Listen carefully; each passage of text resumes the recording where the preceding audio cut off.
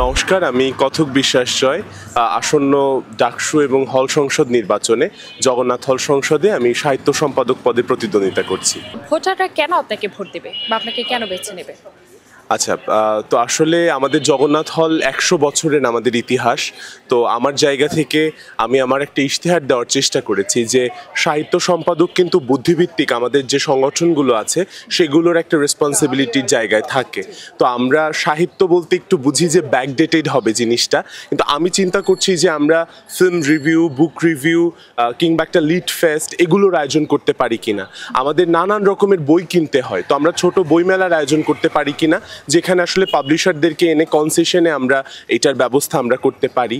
পাশাপাশি আমি দীর্ঘদিন ধরে পরিবেশ নিয়ে কাজ করছি, শব্দ দূষণ নিয়ে আমার কাজের একটা বড় অভিজ্ঞতা আছে। ২০১৯ থেকে আমার একটা সংগঠন আছে আরণ্যক বলে, আমার ৪ জায়গাতে রিজনাল টিম আছে, ঢাকা, বরিশাল, রাজশাহী এবং সিলেটে। তো সেখানে হচ্ছে শব্দ দূষণ নিয়ন্ত্রণ বিধিমালা ২০০৬ এটা নিয়ে আমরা কাজ করেছি। এখানে বলা আছে যে শব্দের যে ডেসিবেলের মাত্রা এটা আবাসিক এলাকাতে কত হবে, শিল্প এলাকাতে কত হবে। সুতরাং আমাদের বিশ্ববিদ্যালয়ে আমি যদি সাহিত্য চর্চা করতে চাই বা লেখাপড়া করতে চাই, তার জন্য যে এনাবলিং এনভায়রনমেন্ট দরকার সেটা নাই। তো যেহেতু আমার এইগুলাতে প্রিভিয়াস এক্সপিরিয়েন্স আছে, আমি ইশতেহারে এই বিষয়গুলো যুক্ত করেছি। এখানে সবার ম্যান্ডেট পেলে আমি কাজ করতে চাই। আপনার ইশতেহারে কি কি আছে? তো আমার ইশতেহারে যেমন আমাদের একটা বড় ক্রাইসিসের জায়গা, আমরা ধর্মীয়ভাবে যা আমাদের সনাতন ধর্মাবলম্বী, খ্রিস্টান ধর্মাবলম্বী, বুদ্ধিস্ট এবং আদিবাসী সম্প্রদায়ের মানুষরা জগন্নাথ হলে থাকে।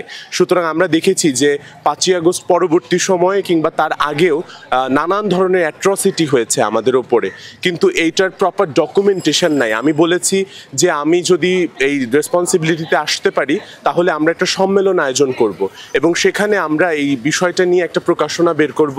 এর পাশাপাশি আমাদের জগন্নাথ হলের খুবই বিখ্যাত একটা প্রকাশনা আছে বাসন্তিকা বলে, এবং হচ্ছে যে রবীন্দ্রনাথ ঢাকা বিশ্ববিদ্যালয় ১৯২১-এ প্রতিষ্ঠিত হয়, কিন্তু রবীন্দ্রনাথ ১৯২৬-এ ঢাকা বিশ্ববিদ্যালয়ে সবার আমন্ত্রণে এসেছিলেন এবং ৯ দিন তিনি জগন্নাথ হলে অবস্থান করেছিলেন প্রভোস্ট হাউসে। তো সুতরাং তখন হল সংসদ কর্তৃক তাকে সংবর্ধনা দেওয়ার কথা ছিল, তো সেই সংবর্ধনা দেওয়া হয় নাই। আমরা রবীন্দ্র ভবন উদ্বোধন করেছি সম্প্রতি। তো আমার ইশতেহারে এটাও একটা অংশ আছে যে আমরা এই সংসদ, আমি যদি দায়িত্ব পাই তাহলে এসে রবীন্দ্রনাথের যে স্থগিত হওয়া যে সংবর্ধনা এটা আবার আয়োজন করব, রবীন্দ্র আর্কাইভ হওয়ার কথা, এই জায়গাগুলোতে আসলে কাজ করব। এগুলো আমার ইশতেহারে আছে এবং ধারাবাহিকভাবে চেষ্টা করব কাজ করা যায় কিনা। ভোটারদের উদ্দেশ্য করে যদি কিছু বলতেন।